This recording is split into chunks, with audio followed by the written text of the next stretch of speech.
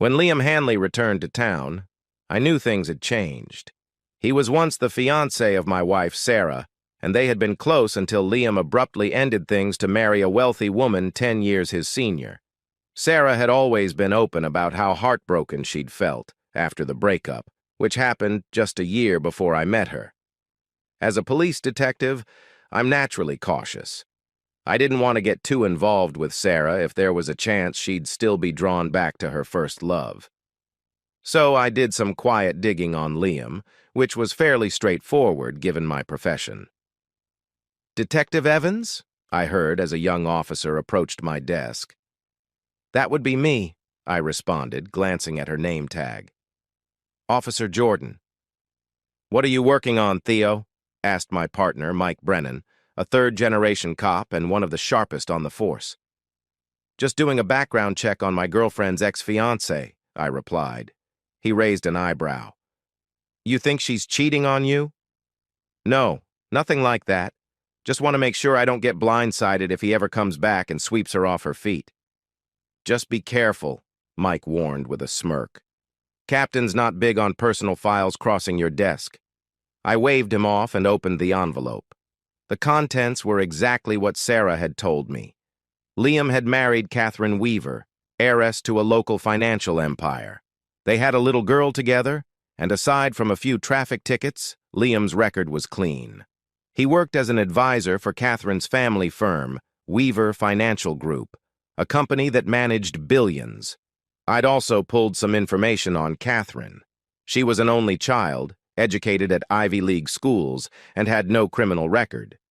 Everything seemed solid, so I decided to let my concerns rest. Sarah and I continued to date, and a year later we married. Soon after, we had a daughter, Emma, and life was good for the first 18 years. We had the usual ups and downs, minor disagreements here and there, but our relationship was solid. Sarah was an only child, and though a bit stubborn, she had learned over time to temper her impulses. Our daughter Emma became the center of our world, especially mine. But recently things had shifted between Sarah and me. We seemed to be drifting apart, doing fewer things together. While our relationship remained affectionate, the intensity we once had started to fade, like a pair of old, comfortable shoes. I still loved Sarah deeply, and I treasured the life we'd built. But things weren't the same. When Emma left for college, Sarah's mood shifted further. I now worked as chief of detectives, overseeing a quiet county with a low crime rate. My hours were manageable, and Sarah still worked part-time as a dental hygienist, but I could sense something was on her mind. Then, about a month after Emma left, Liam reappeared. Sarah and I were at a BBQ hosted by some mutual friends, Tom and Anna, who were more Sarah's friends than mine. Tom and I got along well, given his background in security, and I hadn't expected Liam to show up, but Sarah's reaction told me all I needed to know. She detached herself from me early in the night, making her rounds among the guests, but after an hour I found her on the porch with Liam. As soon as she saw me, a slight blush crept up her neck. It was a tell she couldn't hide when she was nervous. Sarah quickly introduced me to Liam, downplaying their connection, but I had a feeling this would lead to trouble. I tried not to make a scene, relying on my training to handle the situation calmly. But something about the whole interaction bothered me deeply. After that night, we started running into Liam frequently at gatherings, and each encounter seemed less and less coincidental. It wasn't long before I felt certain that Sarah would want to talk about something serious. One morning, after a rare moment of intimacy, she turned to me with a nervous expression. "Theo, I need to talk to you about something, and I need you to hear me out before you react." I tried to brace myself, but my heart was already racing. "You know that Liam was my first love," she began. "We were engaged until he met Catherine and we broke up. Now that she's gone, he's lonely, Theo, and he told me he's still in love with me. I can't deny that I still have feelings for him too. But I love you as well." The room seemed to spin as I struggled to stay calm. Sarah took my silence as a signal to continue. Liam and I talked about it, and we thought that maybe I could spend a week with him, a week with you. That way, I don't have to choose. I got up, threw on some clothes, and left without a word. At the office, I sat in the dark for hours, replaying the proposal. It was the most selfish thing I'd ever heard. She wanted to keep us both, and that wasn't something I was willing to tolerate. When I finally headed home, I wasn't surprised to find Liam's car in the driveway. Steeling myself, I walked in and found them sitting together in the living room. Sarah tried to greet me, but I brushed her off, making my anger clear. "We need to talk about this," she started nervously. "There's nothing to talk about," I shot back. "You can either be with him or with me, not both." Liam, trying to sound reasonable, added, "Theo, I'm not trying to take Sarah away from you. She'll still be your wife, just with a little extra support from me." My patience was nearly gone. The way he framed it, like I should accept this twisted arrangement, was infuriating. I turned back to Sarah. "You expect me to share my wife?" "No. I don't agree to this, and that's final." Sarah, now on the verge of tears, pleaded with me to consider it, reminding me of her loyalty over the years and how she felt about both of us. I snorted, frustrated. "Liam, would you have accepted this if Catherine had proposed it?" He smiled smugly and said he would have been fine with it if it made her happy, but I knew he was lying. I turned back to Sarah. "And you? If I came home with a similar request, would you be okay with that?" She hesitated, but eventually said, "If it made you happy, yes." I'd had enough. I told her I'd be contacting a lawyer, and they both needed to leave. Sarah was crying hard as she turned to leave, telling me that the door was always open if I changed my mind. I ignored her, channeling my pain into preparing for what lay ahead. I made a list of everything I needed to do, from retaining an attorney to dividing our assets, all while keeping our daughter Emma's future secure. Breaking the news to Emma was the hardest part. She was furious, calling her mother names and vowing never to speak to her again. I tried to calm her, telling her that Sarah was still her mother, but I could tell that Emma's anger would be hard to soothe. Later, Sarah called, concerned that Emma wasn't answering her calls. When I explained that Emma needed time to process, Sarah accused me of turning our daughter against her. "How could I make it worse than what you've done?" I replied calmly, knowing my words stung. The days dragged on as I pushed forward with the divorce proceedings, doing my best to keep myself busy. I was lucky to have Sally, a fierce attorney known for her no-nonsense approach, on my side. She took my case with loyalty, having known me from cases where I had helped her clients without hesitation. Sarah and Liam married shortly after our divorce was finalized, which was easier than expected, thanks to Sally's thoroughness. Though Liam tried to force a buyout of my share of our home, I found a way to get the upper hand, leveraging the help of local appraisers to inflate the property's valuation. Eventually, Liam paid a high price, and I moved into a new condo, hoping to leave my past behind. Months passed, and I tried dating again, but every encounter reminded me of how draining relationships could be. None of it felt right, and I had little interest in finding another serious relationship. One evening, I was having dinner at a restaurant when Sarah appeared out of nowhere. She approached me with a tentative smile, confessing that she missed me and would welcome me back if I ever changed my mind.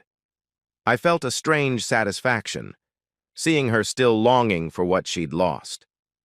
As we spoke, I saw Liam across the room, glaring at us from his table. The sight of him gave me an idea.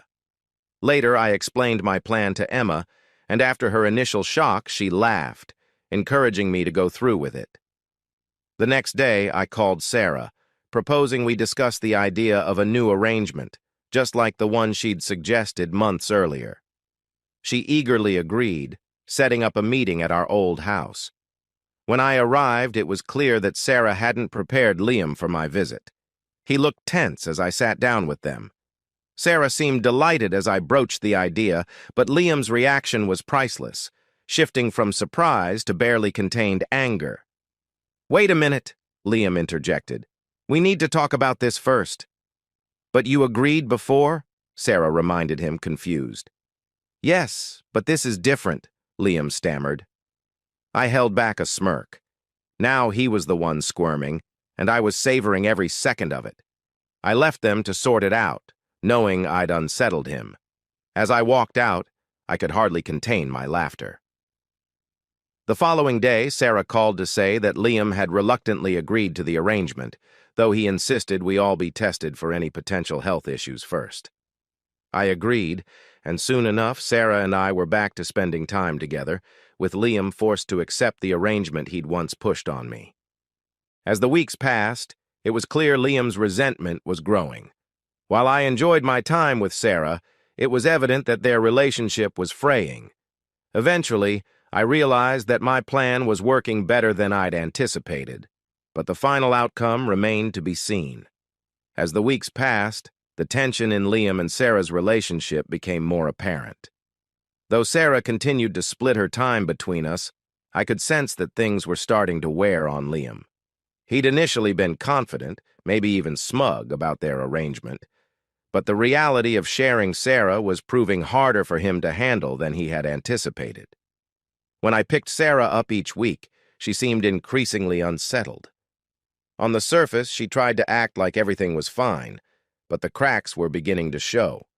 Liam's attitude was colder, and he often glared at me from the doorway as I took Sarah for our week. The arrangement, once his idea, was clearly no longer to his liking. A few months into this routine, things finally reached a breaking point. One afternoon, I pulled up to their house and was greeted by a heated argument in the front yard. Liam and Sarah were shouting at each other, with neither backing down. As I approached, I couldn't help but feel a sense of satisfaction at the scene unfolding before me. "Think you guys might want to quiet down?" I called over with a smirk. "Or someone's going to call the cops." Liam shot me a look of pure frustration. "Stay out of this, Theo," he spat. Then, turning back to Sarah, he said, "If you go with him, we're done. I'm not doing this anymore." Sarah looked at him, stunned. "Liam, you were the one who suggested this arrangement in the first place. You said you'd be fine with it." "I was wrong, okay? I was wrong," he shouted, throwing his hands up. "But it's not working. I can't do this." Without another word, he stormed back into the house, slamming the door behind him. Sarah, still reeling from the outburst, turned to me with a mix of sadness and confusion. "He's just upset," she said, almost trying to convince herself. "He'll come around. Things will go back to normal." But things didn't go back to normal. The next few days passed in silence from Liam's side, and by the middle of the week, Sarah called to tell me that he had moved out. His ultimatum had been real. He was finished with the arrangement and, it seemed, with their marriage. "Can I move in with you?" she asked, her voice trembling. "Liam's gone, and I've realized how much I messed everything up. I just want us to go back to the way things were, Theo." I took a deep breath. The satisfaction I'd felt earlier now tinged with a kind of bittersweet acceptance. "I'll come pick you up on Monday, just like before," I said, keeping my tone even. "But Theo, I want to come home to you full time," she said, her voice breaking. "I made a huge mistake. Liam's proposal to share was just a way to break us up, and I fell for it. Please, let's go back to how it used to be." There was a pause as I let her words sink in. After everything, I couldn't deny that part of me had once wanted exactly this. But things had changed. I'd grown used to the distance, to the independence. What she wanted now wasn't what I wanted anymore. "Well, Sarah," I began, almost embarrassed. "You never really wanted me full-time, remember? You wanted me to share you. I've grown used to just being a part-time husband. So yes, I'll pick you up on Monday, for my week." There was a moment of silence on the other end, followed by the sound of her sobs. I could tell she was struggling to find words, but I'd made up my mind. After everything, I couldn't go back to how things had been, nor could I forget how she'd forced me into this situation. Finally, after several attempts, Sarah's voice came back, quiet and strained. Yes. Yes, Theo. I'll be ready on Monday. I hung up the phone, feeling a strange mix of emotions. In a way, I'd won, but it didn't feel like a victory. Years of love and trust had eroded into something I could hardly recognize, and there was no going back to the life we once had. As I pulled up to her house on Monday, Sarah was standing outside, a small suitcase by her side. Her face was drawn, her eyes hollow. I could tell the reality of her choices was weighing heavily on her, but I'd already decided. This was it. I rolled down the window and looked at her for a long moment, letting the silence grow. "I can't do this, Sarah," I finally said, my voice steady but firm. "I thought I could make it work part-time, but I realize now I deserve more than half a life with someone who couldn't choose me completely." She looked stunned, clutching her suitcase. "Theo, please. I was wrong. I need you." I shook my head. "No, Sarah. You wanted a life of sharing, of divided loyalty, and I wanted a partner who was all in. You made your choice, and now I'm making mine. I hope you find what you're looking for, but it won't be with me." And with that, I pulled away, leaving her there on the curb, finally closing the door on a life we both knew we could never truly rebuild.